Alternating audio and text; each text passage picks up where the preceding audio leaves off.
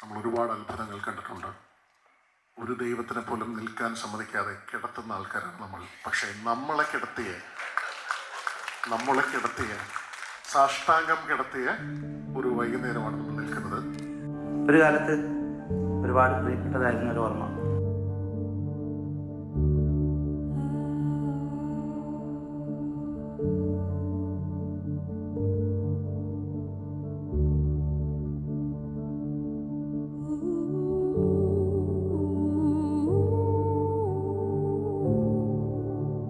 Insomnia എന്ന ഷോയുടെ 4ാമത്തെ edition കാണാനിടയായി.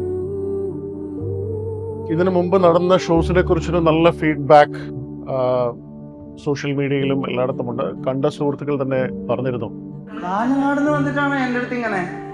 എൻ്റെ നാട് കാഞ്ഞങ്ങാടാണല്ലേ? നമ്മൾ റിലേറ്റീവ്സ് ആണ്. ഈശ്വര, എവിടെ ആ സോപ്പ് പെട്ടിയുടെ പകുതി? ബാക്കി ഞാനും കാണിച്ചത്. അപ്പൊ ഇതെല്ലാം സെറ്റായി. നമ്മൾ ബന്ധുക്കളാണ്. പിന്നില്ലേ ശ്രദ്ധിച്ച് കേൾക്കണം.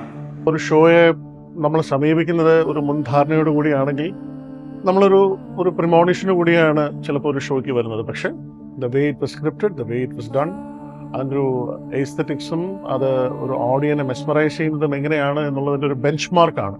പ്രത്യേകിച്ചും കേരളത്തിൽ നിന്നുണ്ടാകുന്ന ഒരു ബെഞ്ച് മാർക്ക് ഷോ ആണ്.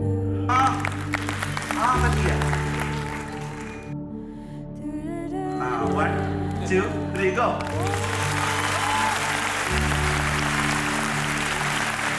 ഞാൻ വേറെ ചെയ്യുന്നില്ല.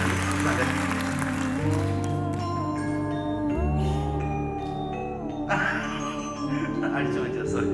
പോയിക്കോട്ടെ. Thank you very much.